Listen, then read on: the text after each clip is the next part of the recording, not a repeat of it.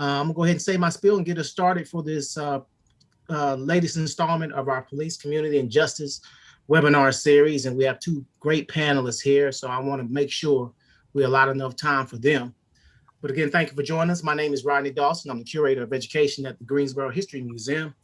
Today's conversation is made possible in part by the Greensboro History Museum, Inc., the City of Greensboro, and the Libraries Department.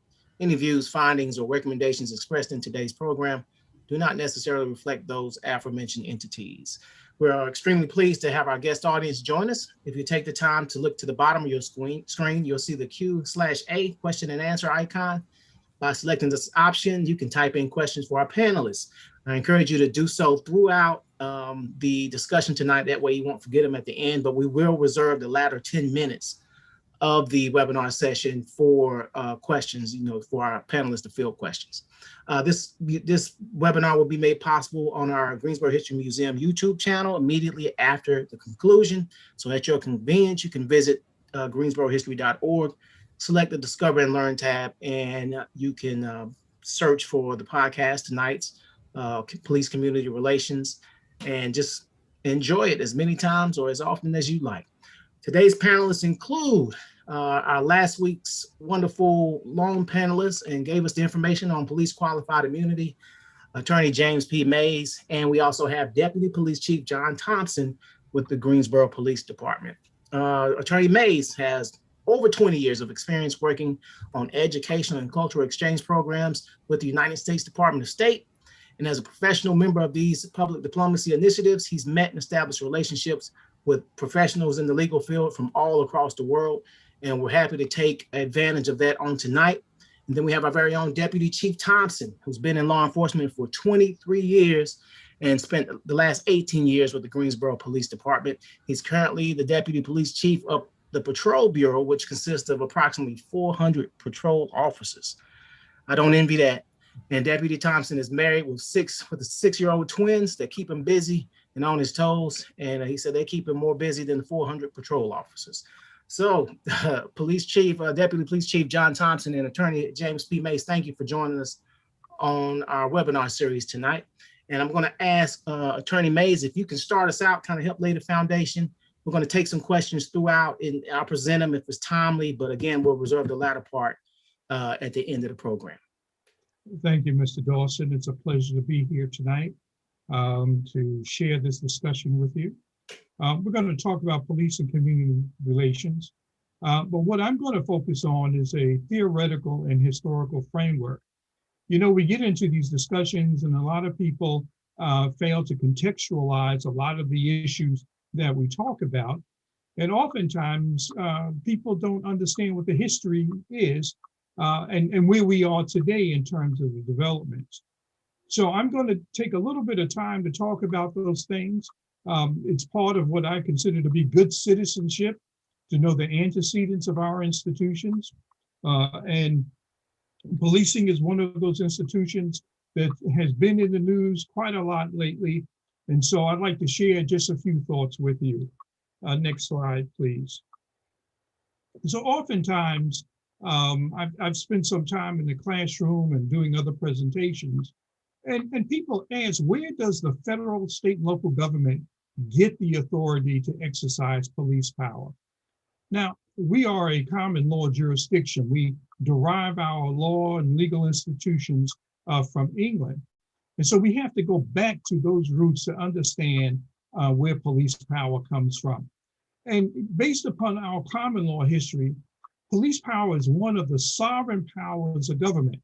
Now, there are several sovereign powers of government: the power to make law or to legislate, the power to adjudicate, the power to punish, the power to make and wage war, et cetera, et cetera.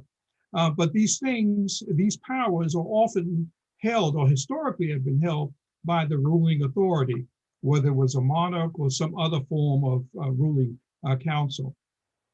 The colonies in the United States, which eventually became states, once they became victorious, one of the things they did, they took those sovereign powers from the monarch, from the King of England, and they incorporated those sovereign powers in their own sovereign governments. As you know, each state in the United States is considered a sovereign government.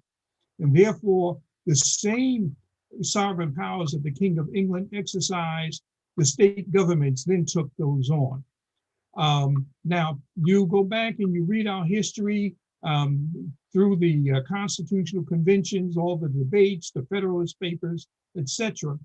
What happened was that a central government was created, and the states, through our federal constitution, delegated some of their sovereign authority to the federal government. In the case of police power, they delegated limited police authority to the federal government, but they retained most of this police authority for themselves. And for much of our history, when we talk about policing, when we talk about criminal law, criminal prosecutions, etc., these have largely been state matters. A lot of that changed. It's not the topic of our discussion tonight, but a lot of that changed from the 1960s onward. Now, we are a democratic republic, and we have a federal constitution. And what that federal constitution did was to grant government, the federal government, the authority to establish justice and ensure domestic tranquility. Now, these two terms come from the preamble. Everybody learns in school what the preamble says, we the people, in order to form a more perfect union. And then the very next clause is to establish justice. And then right after that, ensure domestic tranquility. Now, both of these clauses are related to the idea of police power. Now, the constitutions, and I remind people that we have a federal constitution and we have 50 state constitutions.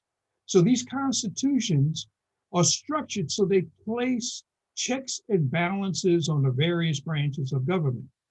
And we'll get to discuss this a little more later, but the police power is in the executive branch of government, and that power is checked and balanced by the legislative power and the judicial power of our government. Just to give you a real brief example of that, police officers, in order to get warrants, either for searching or arresting someone, that warrant has to be issued by a judicial authority. And there are historical reasons for that, but it's a check and a balance. Now, the constitutions also protect individual rights. And so one of the things that occurred with the federal constitution, it was not ratified until a Bill of Rights was added, right? And if you look at the constitutions, including North Carolina's constitution, you find that the Constitution protects the individual rights of citizens. So this is the antecedent. This is where the police power comes from. Police power in our country, right, begins with the constitutional authority for the government to police. And the policing is directly related to establishing justice and ensuring domestic tranquility. The next slide, please. So let's take a quick moment to talk about the structure of police power in the United States. And I just want to offer 3 observations. Police power is vested in the executive branch of government, as I said a few moments ago. The judicial branch of government must use police power to enforce its judgments. Under the separation of powers doctrine, there's a check and a balance between investigating police power and judicial power. The federal government and the state governments are separate sovereign powers, as I said a few moments ago. And therefore, we have independent police authority, which is derived from their sovereign status. Now, police authority of counties and cities is derived or delegated from the state government. Again, state governments are sovereign governments. And these state governments have the authority to bestow policing authority on a locality. For example, if you look at the Greensboro Police Department, that authority was granted to it by the state, but the state can also rescind that policing authority because in theory, the policing authority resides with the state as the sovereign power. And Attorney Mays. Yes. Okay. I'm sorry. Who has that power? Within the state, who has that power? Who holds it? Is that the governor? Well, the governor is the chief executive, right? But it's the legislature that approves the granting of this police authority. It comes under home rule. And so the legislature determines or approves what communities get charters, what communities have police authority. They do that both for counties and for municipalities and for special districts. And just as they designate that under the law, they can rescind that. Thank you. Sure. And I'll slow down a little bit, maybe. But finally, I just wanted to point out that all police agencies have their own command force structures. These structures in our system theoretically are accountable to civilian authority. Whereas in some other countries, you'll have a minister of interior and all the courts, police authorities, and other law enforcement structures report to that one authority. And let's move on to the next slide. So let's look at some definitions. And I want to share two with you. So if we go to the community policing, community-oriented policing office in the Department of Justice, the definition that they provide is really simple and straightforward. And here I'll just read this, take a moment to read it. Community policing is a philosophy that promotes organizational strategies that support the systematic use of partnerships and problem-solving techniques to proactively address the immediate conditions that give rise to public safety issues such as crime, social disorder, and fear of crime. Again, this is provided by the Office of Community-Oriented Policing Services, the U.S. Department of Justice. The next slide, please. And then I provide you here with a quick take on the definition of community-oriented policing that comes from North Carolina, the North Carolina Department of Crime Control and Public Safety, and the Governor's Crime Commission. And basically what they say that the term community-oriented policing, or COP or COP, has been used to describe a wide range of policing innovations. And essentially that's true. But unfortunately, there's no one commonly accepted definitions. I differ with that just a little bit, but there are three, according to the state of North Carolina, there are three essential concepts that distinguish community-oriented policing from traditional policing. Shared responsibility, which in essence is the community and the police agency share responsibility for crime prevention and policing. A problem-solving orientation, meaning that the police are actively involved in identifying and helping the community resolve problems that may give rise to crime and delinquency. And then the use of officer discretion. Now, officers typically have discretion as a matter of the work that they do, but under community-oriented policing, that discretion allows them to deviate from the rules of engagement or policies and procedures so that they can address the problems that exist and not those that may be necessarily defined by some remote authority. The next slide, please. So there are two historical narratives of how policing developed in the United States. Now, this is important because what we've seen in the news of late is that there are a lot of communities that have had issues with police agencies and vice versa. I mean, a lot of police agencies that have had issues with certain communities, but there are two traditional takes on this. The traditional take, and the one that if you were in an introduction to criminal justice class, that would be presented by a text by Smallinger or some of the other criminal justice academics, basically states that American policing followed the English model in developing municipal-based police agencies. And that's essentially true, right? But it's also true, and there's another narrative out here, and you'll find some people writing on this, is that for certain populations, in particular the African American population, their orientation to policing, however, is more related to their experience coming out of the South, the American South, where slave patrols and police agencies, where patrols were used to apprehend runaway slaves, and they were also used to enforce or reinforce the status quo.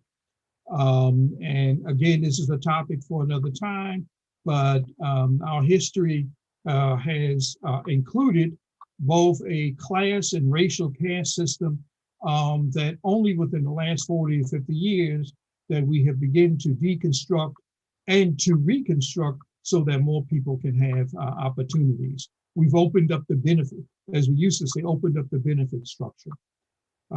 If you want to follow this line of research, you could go to Connie Hassett Walker. She published an article, How You Start is How You Finish, the Slave Patrol and Jim Crow Origins of Policing in the United States. Next slide. So let's dig into this a little bit more, because so much of the discussion today is framed in terms of the African American community. And so what I wanted to do now is just to say, well, what are some of the attitudes and practices that have been evident in policing in American history? And these are just two quotes. They don't necessarily say that all agencies operated this way, but if you were to look at, and we'll talk in a moment about President Johnson's crime commission that uncovered a lot of these attitudes and practices. I just want to share these with you. And so each of these come out of a study that was done on Philadelphia, dating back to the 1940s and 1950s. And the first quote, it says, summarizing whites' general belief about Negro crime, a researcher in 1954 stated that the general belief is that Negro criminality is explainable, neither in terms of low economic status, nor on the basis of differential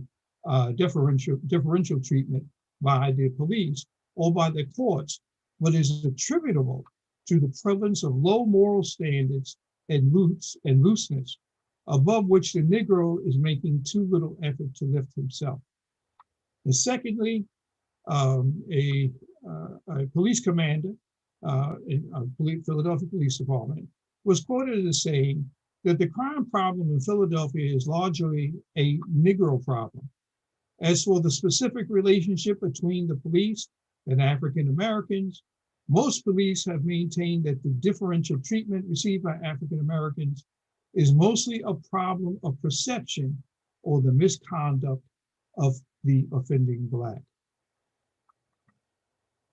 Here, merely what I'm suggesting is that we have to look at you can go to the next slide, that's good, that we have to look at the prevailing attitudes in our society, because of the racial caste system that existed in America. Racial attitudes permeated every institution. So it's not just the police. We could talk about education institutions, we could talk about religious institutions, but these attitudes about certain populations, especially African Americans, need to be noted. So, early efforts, and here I abbreviate police community relations, sometimes you'll see PCR. The early efforts, beginning in the 1940s, the National Conference of Christians and Jews began human relations training for police. And I started in there were some earlier efforts, but I start there because what we began to see in each of the decades in the latter part of the last century, that there were concentrated efforts to invest into police and community relations, because people knew that there were some issues between certain communities and the police. And so they wanted to fix that. Another effort took place, was spearheaded by Michigan State University, and they had a series of conferences in 1957 and 58, 59 as well, that with communities from St. Louis, Missouri, where they began to organize police community relation groups. And then finally, I just wanted to point out, moving forward with these early efforts, the challenge of crime in a free society was the official report of President Johnson's Commission on Law Enforcement and Administration of Justice. And I just pulled two things out. That was a 345-page report, but I just pulled two things out of it. And one, the report acknowledged the historic problems of police and community relations with minority communities. And two, that it advocated for many reforms in policing, one of which was the creation of the community-oriented policing service. And just to give you another reform that came out of that was the 911 system. And so there were quite a few, the recommendations for training, et cetera. So there were a lot of things that came out of this commission, but the point of this slide is one, to make the statement that PCR has been around for a long time. And two, that there have been many efforts in many different communities in this country to use it as a means to bridge the gap or the divide is probably a better word between police agencies and minority communities. The next slide, please. So PCR has had successes and failures. And there have been a number of studies that have looked at research articles where the successes and failures have been. And I just want to highlight two things. One of the biggest areas is that the police agencies in some instances have failed to invest personnel and funds. In some cases, the PCR was labeled as being a soft on crime initiative, and that the only way to handle policing was to do it by the book. And in those instances, of course, without personnel and funds, PCR efforts do fail. However, among the successes is the replication of many PCR type programs across the United States. And I just give one. The Law in Your Community Project, the National Organization of Black Law Enforcement Executives, which is an organization of executive offices within police agencies. And that particular program, which is available, you can access it online. It's in schools and communities across the country. And they focus on promoting citizenship, law literacy, which is important, helping the community become familiar with not only the law, but law enforcement officers and law enforcement engagement, to engage with law enforcement agencies and to, in fact, become the partner, the community partner for policing. Next slide. And so I need to point out, because from the things that I have encountered as a practicing attorney, that PCRs, it's still viable.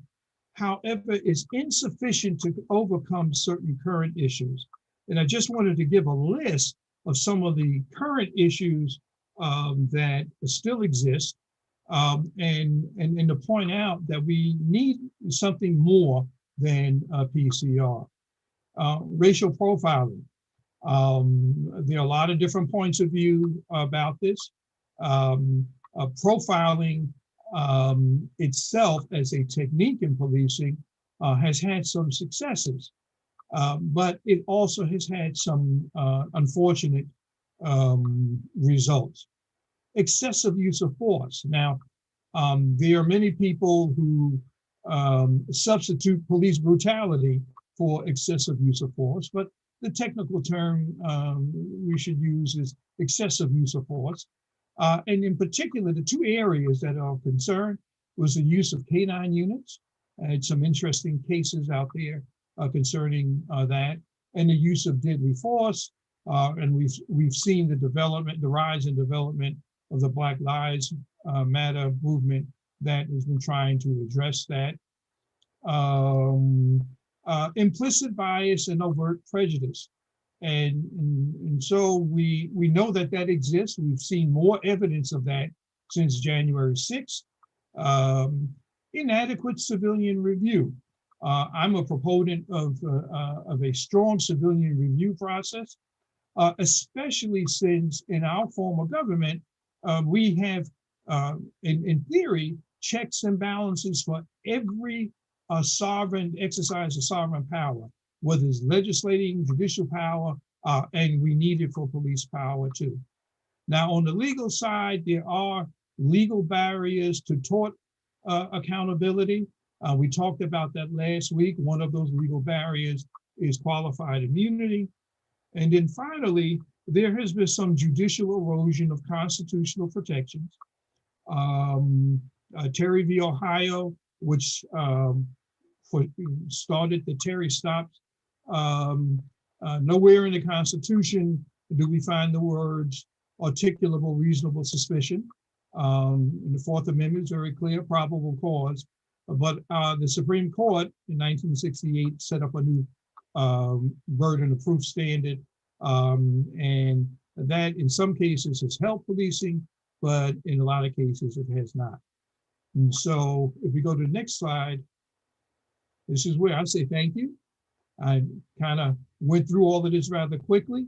Each of these points that I made are in and of themselves topics for a full discussion, but I just wanted to give you a flavor of the historic origins of police power, to talk a little bit about the definition of police, community policing, community-oriented policing, talk a little bit about successes and failures, and then leave you with some of the issues that we still confront as a community. The thing that, before I leave, there are just two publications I wanted to share with you. I had the good fortune to participate, this is back in 1976, this conference that produced this book here, Black Crime, a policy view, and basically it's written by Black law enforcement officers. Came out from the Joint Center for Political Studies, a place that I used to work way back in the day.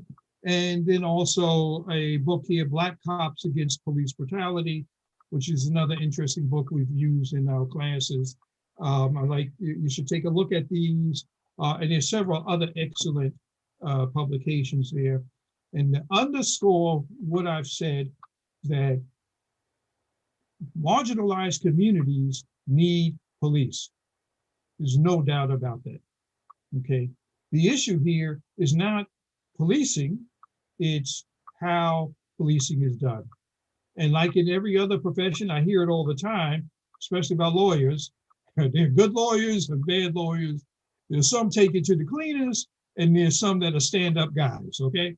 And girls. So I'm gonna leave it at that, and I'm gonna turn it over to Deputy Chief Thompson. And as Deputy Chief Thompson is preparing to share his screen, one of the things I'm going to look for as he does his presentation is that with 23 years of law enforcement experience and understanding PCR and the importance of community relations and such a diverse, I was looking it up. Guilford County is one of the top 10 diverse counties in North Carolina. I thought Greensboro would be in the top 5, but it's actually like number 18 as far as my most diverse. But when you're dealing with that, all those widespread demographics, what I'm looking for is how important your work is in commanding such a large, diverse workforce with over 400 officers. And then at the end, we do have some questions. I encourage you to go ahead and type a question in. I got one, and we're going to hold it for the end so I don't take up too much of Deputy Chief's time. All right. Thank you, Rodney. Can you hear me all right? I can hear you well. All right. Thank you. First, I'd like to say I appreciate for the invite here tonight. I always enjoy any opportunity I have to be able to engage with our community. although recognize this is a virtual engagement. I think we're coming up on a year here of COVID and people getting used to this a little bit. I'm still not quite there, so I apologize if there's any technical difficulties on my end, but thank you for having me here tonight.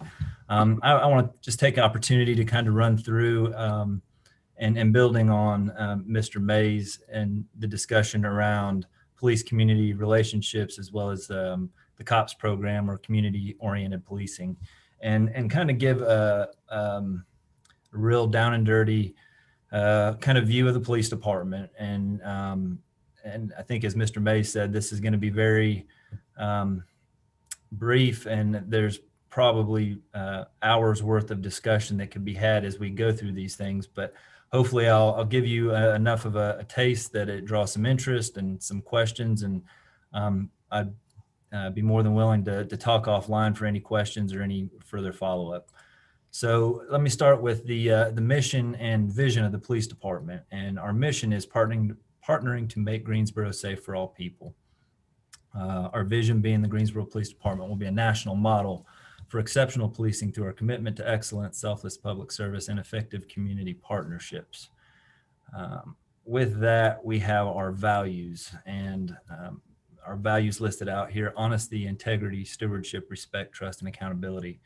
And the importance of understanding those three things, our mission, vision, and values, they're kind of what drives every interaction we have as a police department and as individuals in the police department. And we hope that that's kind of our foundation of how we interact with individuals in the community and the community as a whole. And so we really look to those three things to drive what we do, how we do it, and why we do it. This may be a little bit difficult to see, I think, on some screens, but this is just an organizational chart here of the police department. We have obviously a police chief, Brian James, as our current police chief. He's been in office for about a year. And if you just look, you can see probably about 16 or 17 different boxes, and just understand that each box represents kind of a different work group or work unit within the police department. And as you can see, it's quite varied. We have everything from our patrol districts to our investigators, vice narcotics. We have a resource management division, which is kind of all of our equipment, tools, HR. We have training, budget, forensics.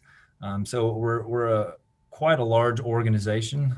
We have approximately 683 sworn allocated positions and about 114 non-sworn positions. So we're right at about 800 employees for an organization. And as that goes for police departments, I think we're right around maybe the 60th largest police department in the country.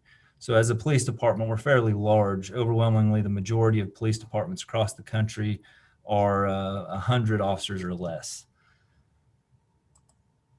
On to the next page. Here is a map. Again, I apologize if it's a little bit difficult to see here, but basically what this shows is that the city is broken into 4 districts, 1, 2, 3, and 4, and that is done geographically so that patrol officers are all assigned to districts. Now, these districts, we had a consultant probably 3 or 4 years ago that came in and measured our workload. And they didn't just measure calls, but they measured man hours of how long it took for officers to do calls, where the calls were located. And the districts were broken up to distribute the workload between all 4 districts. And if you look at our personnel is allocated pretty closely as it relates to those districts. And the workload is pretty consistent between all 4 districts. Deputy Chief Thompson. Sir. Quick question. Yes. As you study the trends of crime and the workload as it raises and increases and decreases, does that change the amount of manpower or staff that you allocate to it? Yes, it can. The The difficulty with doing that very often is the cost associated with that. To do a real true analysis would require tens of thousands, maybe $150,000 to be able to analyze all of the data to be able to do that routinely. We have not adjusted the boundaries since this last analysis, which was, I believe, in 2015. So it's been about 6 years. Now, we do run the data to see if there is any significant changes in terms of call load or manpower. And we've been pretty consistent, keeping it fairly close. It's 24, 25, 26% across all 4 districts. So, Okay, thank you. But this just kind of gives you a picture of how it's broken down. And there are some other considerations that we take into account when we looked at the geography. We looked at main roadways, how the districts are broken up. We want to be able to get to locations as quickly as possible.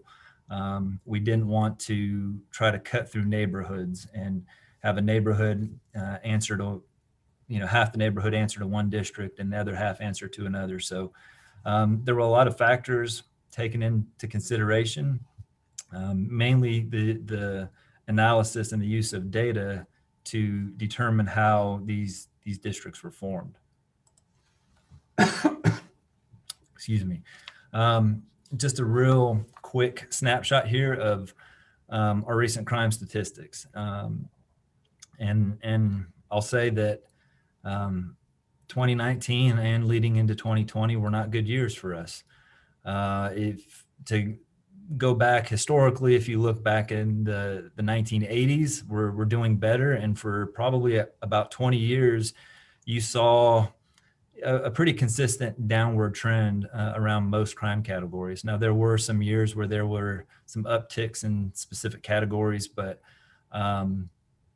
we've struggled. We've really struggled the last 2 years, and probably, I would say, 3 years. If you've been aware in the media, our 61 homicides last year were a record set in Greensboro. That is the highest number of homicides we've ever had. The year before that at 45 was the record set for that year. So we're struggling. We're having difficulties getting where we want to be as an organization. When people look to the police department, I think the first thing they look to is, are they doing their job well? Or are they making our community safe? And I think it's hard for us to say that we're doing that when we have these numbers. But I think what this to me points to is the efforts that we need to put out to evaluate what we're doing, evaluate our interactions with the community, evaluate our community-oriented policing programs, what we're doing, how we're doing it, and how do we get better. Because, in our line of work, if you're standing still, if you're not changing, if you're not trying to figure out how to be better, then you're kind of going backwards. And so I know Chief James, myself, and other command staff, we struggle with this daily. And we're trying our best. I can tell you that these numbers are not a result of lack of effort or wanting to see a safer community. But the reality is that it is a struggle for us right now. Do you have other organizations to use as a model? Like, for say, could you look at maybe a comparable city like a Richmond, Virginia, and see how they've tackled a similar situation? Yeah, and we do that quite frequently. Actually, I feel like my career has kind of been based on keeping my thumb on the pulse of what's going on out in the law enforcement world across the country and saying, hey, is this something that's working out there that we can bring here and bring into our community and make it a positive program? And I've actually got a couple examples of that I'll get to here in just a second. So just kind of again, a snapshot in 2020, we had 193,865 incidents. Now, when I say incidents, those are police interactions. Those are broken down into 2 categories. One those are interactions where somebody called 911, or they were interactions that we self-initiated with the public. And so the breakdown there, about 3/4 of our interactions came from folks calling 911, and about 1/4 of them came from us self-initiating that activity. Here you can kind of see a 5-year trend on our calls for service. We have seen a little bit of a dip down since 2015. Back in 2015, we had about 216,000, and it's dropped to where we are today. 2020 is kind of a hard year to evaluate with everything that has gone on with COVID, but it is pretty consistent with what we saw in 2019. So it does impact our ability to make contact with citizens. And the biggest thing is it affects how we contact the citizens. So we have approximately 127 different reasons for police response. So when an individual calls 911, they have this whole list of categories that they can classify a call. I think most people, understand that we have a robbery, a rape, a murder, a breaking and entering, a theft, a vandalism, those type of things.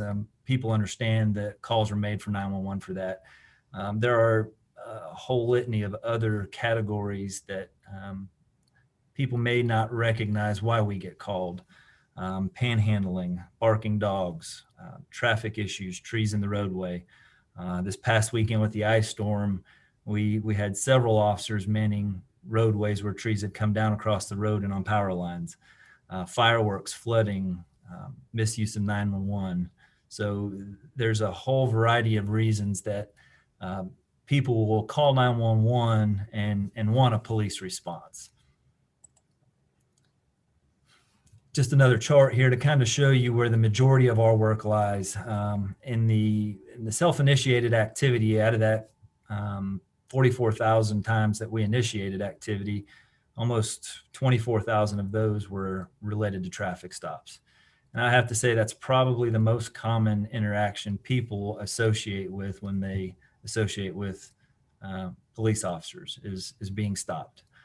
The next most common is traffic related, which would include traffic crashes or power outages, signals out, debris in the roadway. And then you dip down into the smaller categories of disorderly conduct, burglar alarm, suspicious activity. But you can just see that the bulk of the calls that we go to are primarily categorized into about 10 different areas. So to follow up, what we try to do in Greensboro is we're constantly evaluating what we do, how we do it, and can we get better at what we do. And if we're doing something that isn't working, do we need to stop and how do we need to change? And there's been a couple topics probably in the last 2 to 3 years that really have come to the forefront in law enforcement and trying to change the way we respond.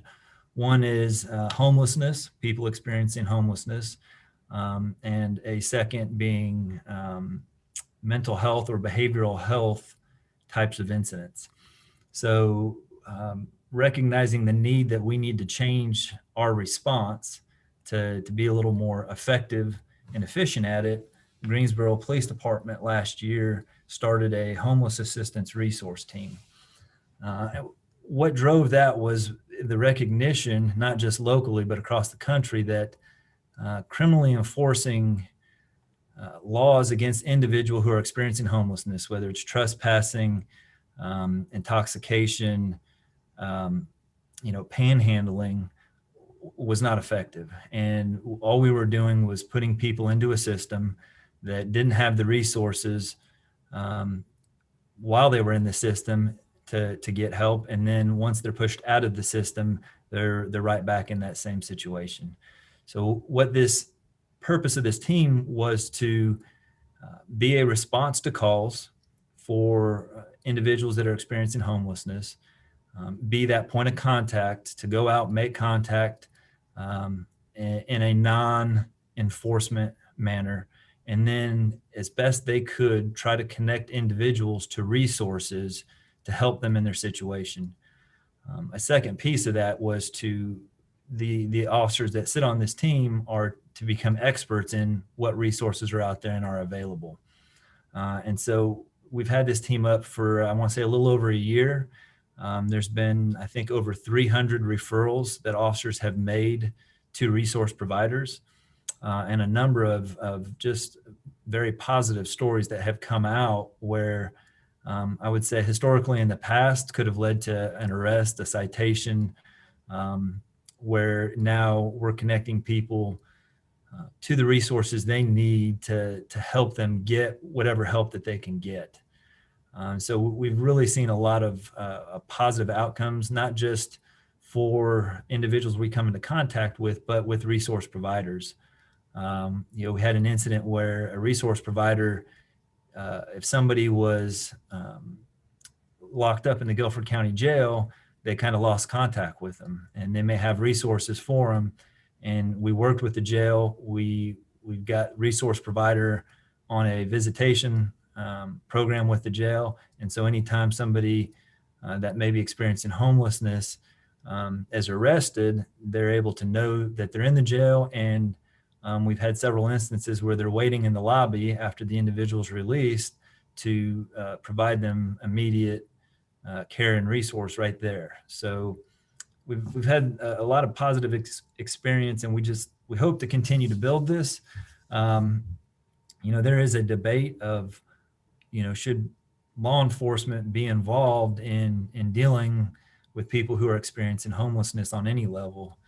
And I'll tell you, my answer is no. That isn't a law enforcement role. But we are the entity that's out there 24/7, 365. And when there is nobody else to answer a phone or to go to, and an individual calls 911, we're that resource.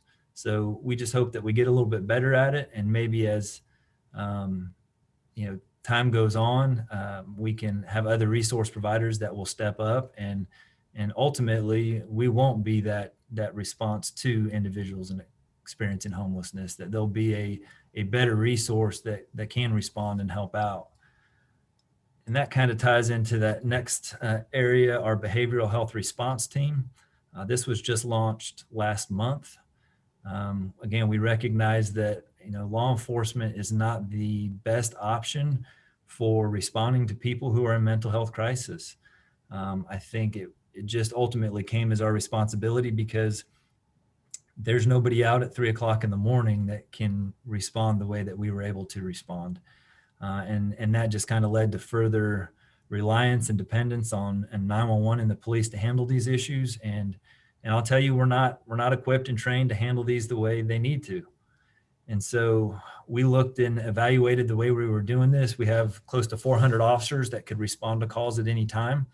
And so we decided to pull a team of officers to get a higher level of training, get more experience in dealing with individuals who are in a behavioral health crisis.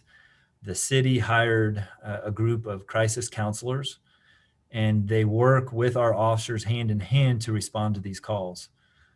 Now, the ultimate goal is that as these crisis counselors get some training, get their feet underneath them, that they will be dispatched without police. And so what we would ultimately like to see is a non-law enforcement response, when possible, to behavioral health calls. Obviously, there's going to be times, depending on the call, if there's a threat of violence towards an individual or an act of violence or weapons, and there needs to be a police response, we would obviously go. But I think research shows that overwhelmingly the majority of calls don't require that. And our goal is that, again, to get those folks that are better trained, better equipped to handle those situations, in hopes that they'll be able to better connect individuals in crisis to resources and be able to do the appropriate follow-up with those individuals. Another program that we're just getting off the ground as well, Chief James has hired a community resource coordinator. And the role of this position is going to be kind of a clearinghouse as officers go out and they go to calls. and they interact with people in public, and they see needs that obviously we are not equipped to deal with.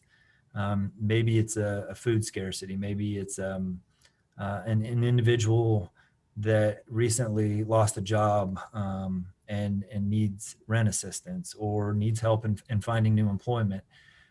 We don't have the experience or ability to really guide that person. And so by creating a referral to this community resource coordinator, they'll be able to connect those individuals, hopefully to the appropriate resource to help them however they may need. And really the key for us in this is a lot of times we go on calls where, yes, we may be out there for a domestic situation. It's a husband and wife having an argument and a fight, and the fight may stem because the husband's lost his job, and now there's a stress in that family. They don't have an income, and they're worried about where their food's going to come from, and that's really what caused the issue for us to be out there. We can't fix that issue. We're just kind of treating a symptom of it. So, we hope that not only does this help the community, but it will obviously in the end help law enforcement as well. Calls for service and complaints. Out of our 193,000 plus incidents, in 2020, we had 85 citizen complaints with 158 different allegations. Internally, we investigated 90 internal complaints. And, the percentages, I think, that shows that even though there is a lot of negativity around law enforcement, if any corporation, I think, had 193 interactions and 0.04% negative complaints came in, I think they would see that as a success. Now, the police department, ideally, we would have 0 complaints. We'd be 100%. But we are also in a very difficult line of work. A lot of things we do are not seen as favorable to citizens. And we have to monitor this. We have to understand any trends or things that may come from this data, month to month and year to year. Just briefly go through here. We have additional programs, school resource officers. We have community resource officers, public neighborhood resource officers that work in our GHA sites. We have our Office of Community Engagement, which is an office of non-sworn individuals whose main goal and function is to try to engage with the community and get the police department and the community engaging. We develop community programs dedicated to educating public on issues related to crime and safety. We manage social media, GPD website, youth programming. Obviously, over the past year, starting in March, COVID-19's drastically changed our ability to interact or engage with the community. In 2019, we had 691 engagements with 40,000 residents. In March, with COVID, it cut that to about a third, and obviously significantly less engagement with our citizens. Here are some of the programming related to our Office of Community Engagement. Even after COVID, we had a backpack giveaway. We did our Operation Yuletide. We adopted 34 families, 150 senior citizens for Christmas. We tried to switch to a virtual platform, engaging online, connecting with the community, and continued with our Greensboro Police Citizens Academy. And these are some of the next things that we're working on as we talk about community engagement and our citizen contact. Take Me Home program is a program we just implemented that allows citizens to register family members who may have cognitive impairment or disabilities.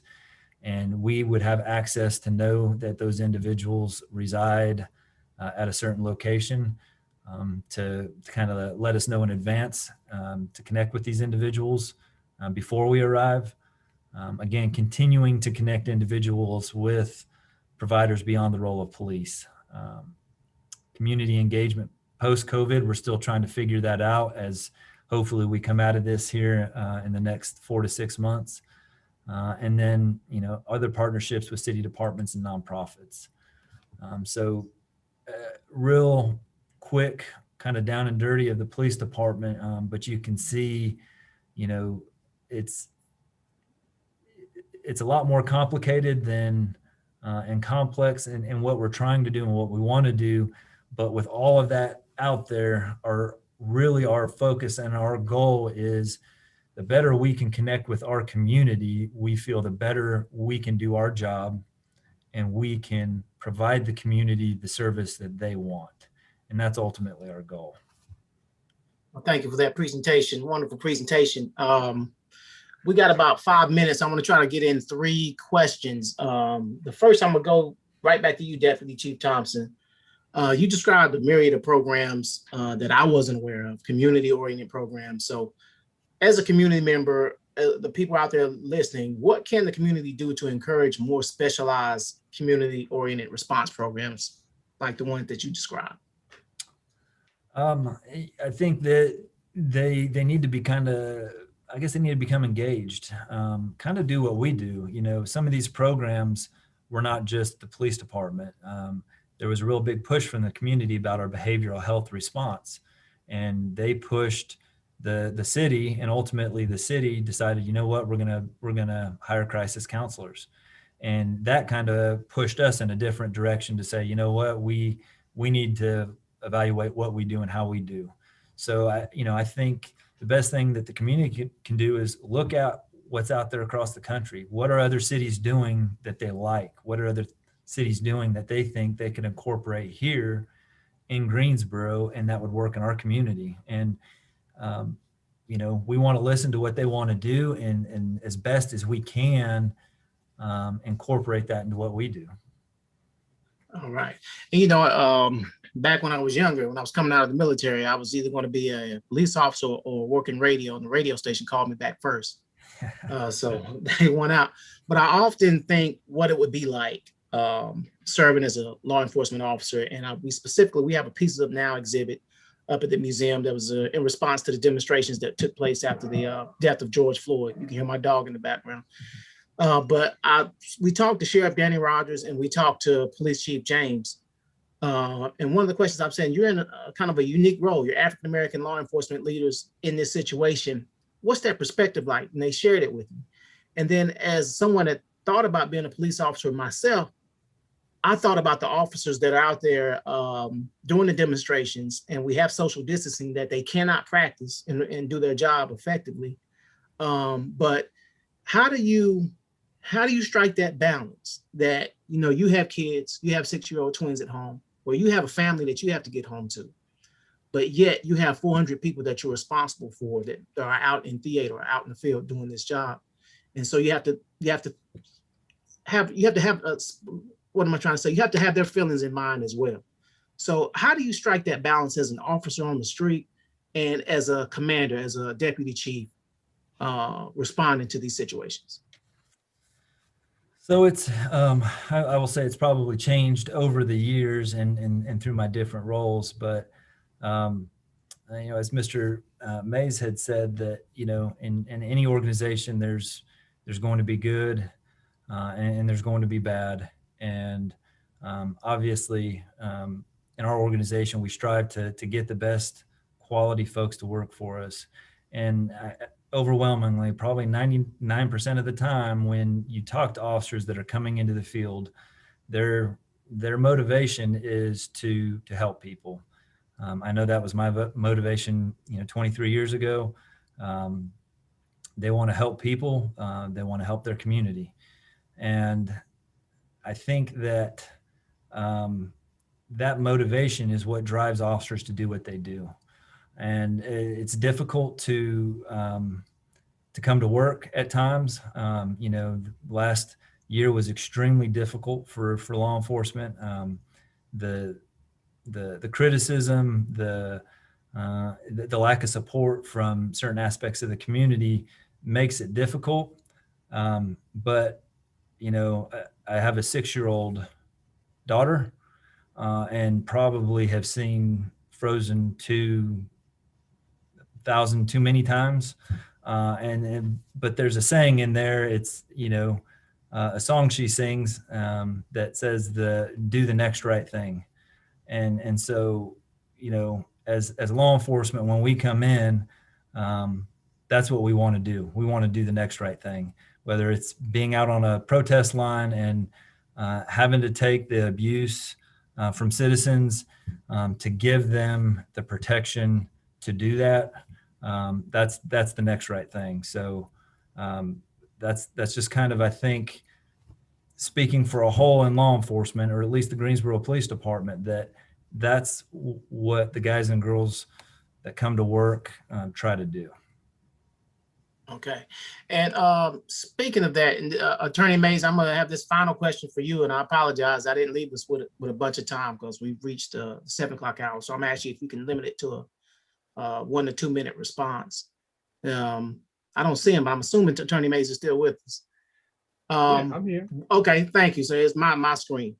Yeah. Okay, with that balance that we're talking about, and then you so eloquently talked about the programs to orient the community with the police and the need for that, with the history of implicit bias, and then just some of the perceptions that are out there. Germaine to Greensboro, how do you see the current situation for the police, the city council, and also tying in, if you're familiar with the Marcus Smith homicide situation? That's not a 1 or 2 minute answer, but I have to pick up off of what, Chief Thompson said, to do the next best thing. We have a system. Well, let me back up. It wasn't until the 1960s that we started talking about a criminal justice system, because the different policing, corrections, the courts, they didn't all develop in a coordinated way. And so there's kind of been a patchwork development. The law has been someplace, didn't necessarily match what the corrections was doing, and then, and police, so it's been all over the place. And what happens in a situation like that historically is that people fall through the cracks. And just as I could sit here and tell you horror stories about whether it's what happens in our courts, what happens in our correctional institutions, what happens in policing, there have been some good things that have happened. And so, and the law and the quote unquote system has responded appropriately in some cases. Now, on any given day, an officer does not know what they're going to encounter. And I think it's, and I'll wrap up with this comment here. It is unfair to expect our police agencies to be the panacea. They can't do everything, and they can't do everything alone.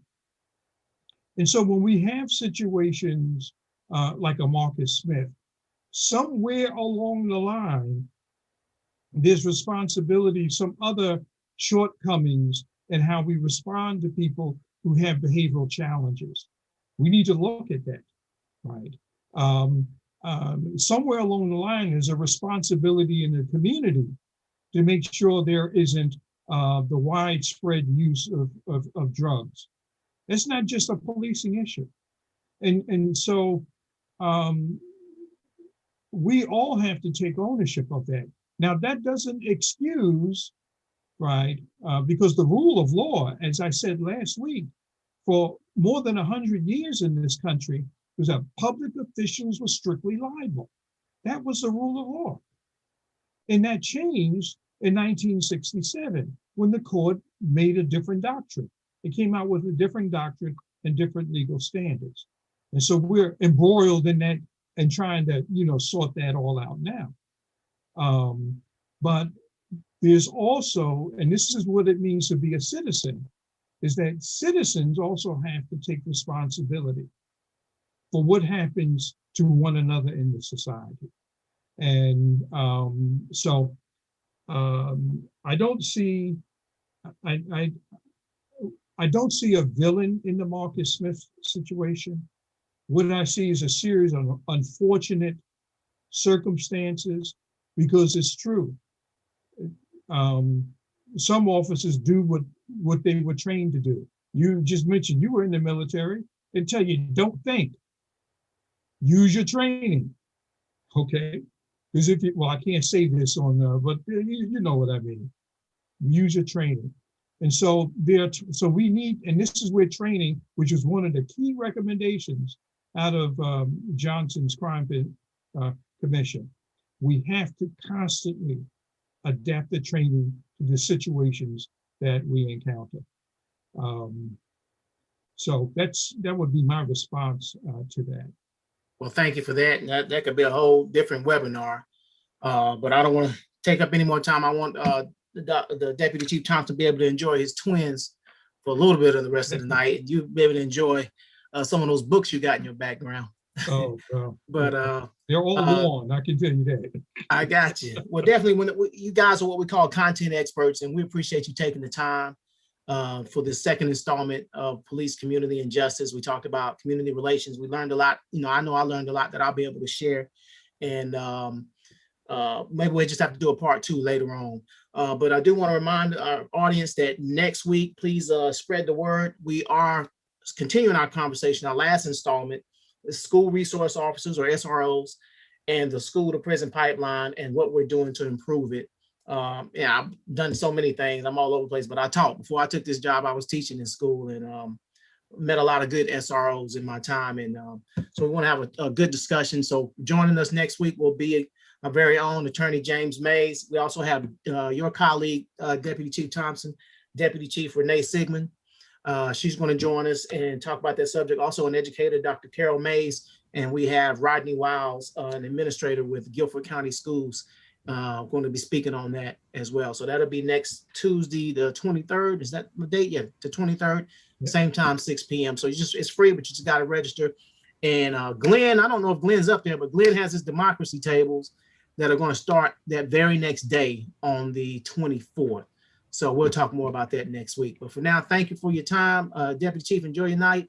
Attorney Mays, enjoy your night. All our viewers, please, thank you very much for your support.